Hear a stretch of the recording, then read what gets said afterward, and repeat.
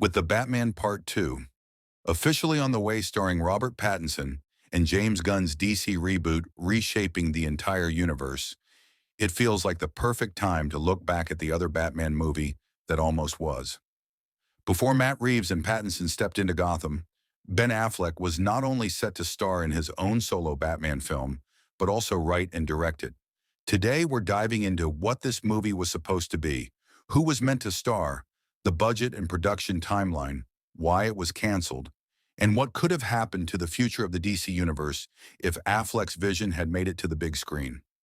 Ben Affleck's The Batman wasn't just going to be another superhero movie. It was set up directly by Zack Snyder's Justice League. At the end of that cut, we see Lex Luthor revealing to Deathstroke that Bruce Wayne is Batman. That single piece of information was going to be the spark that set off the entire film. The movie would have been darker than most Batman stories we've seen on screen. Instead of exploring Gotham's corruption or Joker's chaos, this was going to be a revenge thriller. Joe Manganiello, who was cast as Deathstroke, described it like this. It was a really dark story in which Deathstroke was like a shark or a horror movie villain that was dismantling Bruce's life from the inside out. This wasn't just about physical fights. Slade Wilson, Deathstroke, was going to break Bruce mentally, emotionally, and systematically. Manganiello also revealed how personal it was going to get. The way it was written, Batman was blamed by Slade for the death of his son. Slade's son gets killed. There were some events that led back to Bruce. He was partially responsible for it. Slade blamed him. The story would have followed Deathstroke waging a personal war against Bruce Wayne, not just Batman. He wouldn't only try to kill him, he'd destroy his entire life. Friends, allies, reputation, everything. It was part detective noir, with Batman unraveling a conspiracy around him, and part brutal action thriller. Imagine the warehouse fight from Batman v Superman. But this time, Batman facing off against Deathstroke in hand-to-hand combat.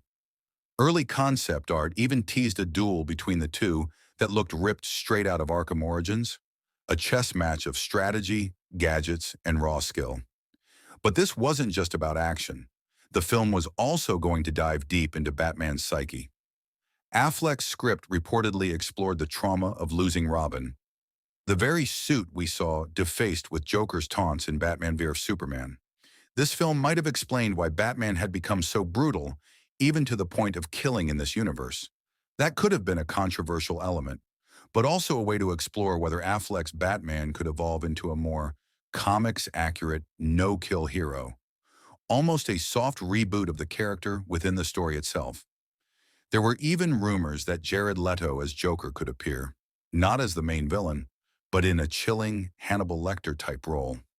A twisted figure that Batman might turn to for information, similar to the deleted scene in Matt Reeves' The Batman, where Pattinson visits Joker for insight. In short, Affleck's The Batman was going to blend detective mystery, Arkham-style action, and psychological depth. It wasn't just going to be about Gotham. It was going to be about Bruce Wayne himself, stripped down, broken, and forced to confront his greatest fears. Let's set the timeline straight.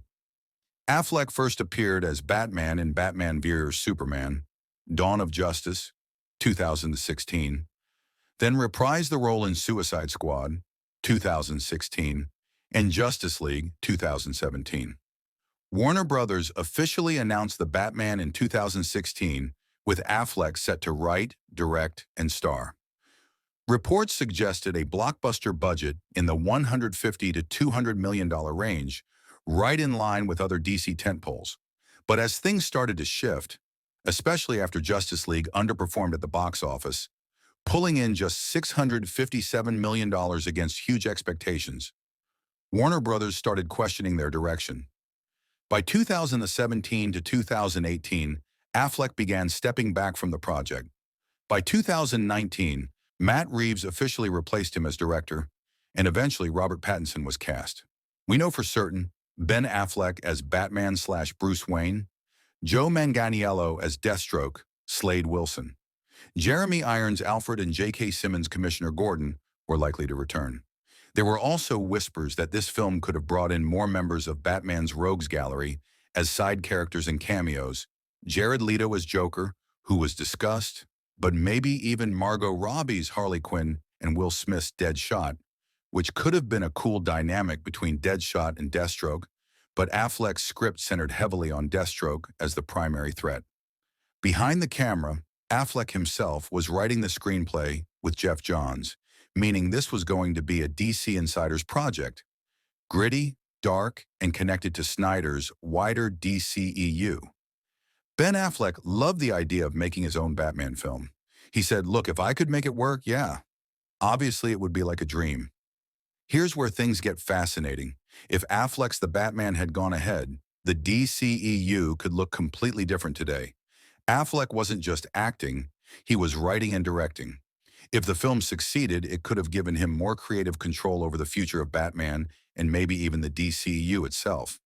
That might have meant no Matt Reeves' Batman universe, no Robert Pattinson in the role, and instead, a continued timeline with Henry Cavill's Superman, Gal Gadot's Wonder Woman, and Jason Momoa's Aquaman, potentially even leaving the door open for Zack Snyder's return. Imagine a DC universe where Ben Affleck becomes the Robert Downey Jr. of DC, the anchor, the veteran, the face of the franchise. Instead of James Gunn rebooting the entire slate, the Snyderverse might have continued with tweaks. Here's another what if. There were talks that Warner Brothers might try to balance two Batmen at once.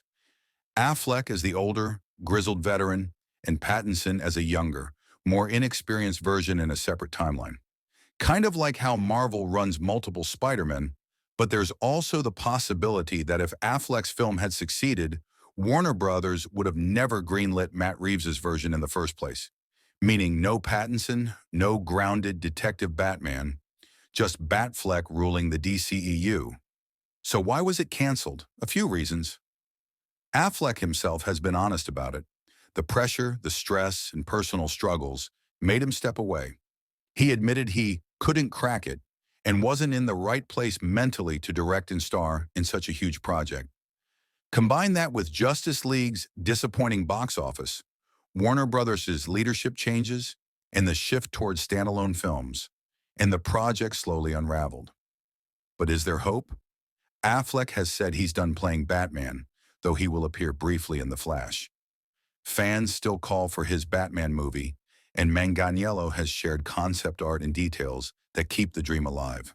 With the rise of streaming, Elseworlds projects, and fan pressure, it's possible DC could revisit Affleck's Batman story one day as a standalone, possibly an animated film with the cast voice actors. Not likely, but never say never. Ben Affleck's The Batman could have been one of the darkest and most intense Batman films ever made. A personal war between Bruce Wayne and Deathstroke, directed by Batman himself. If it had happened, it might have reshaped the entire DC universe. Maybe no Pattinson, maybe no reboot, maybe even a full Snyderverse revival. Instead, we're left with one of the greatest superhero what-ifs of all time. So what do you think? Would you have preferred Ben Affleck's Batman movie? Or are you happy with Matt Reeves and Robert Pattinson's take? Let me know in the comments. And don't forget to like, subscribe, and hit the bell for more deep dives into movies that were never seen in cinemas.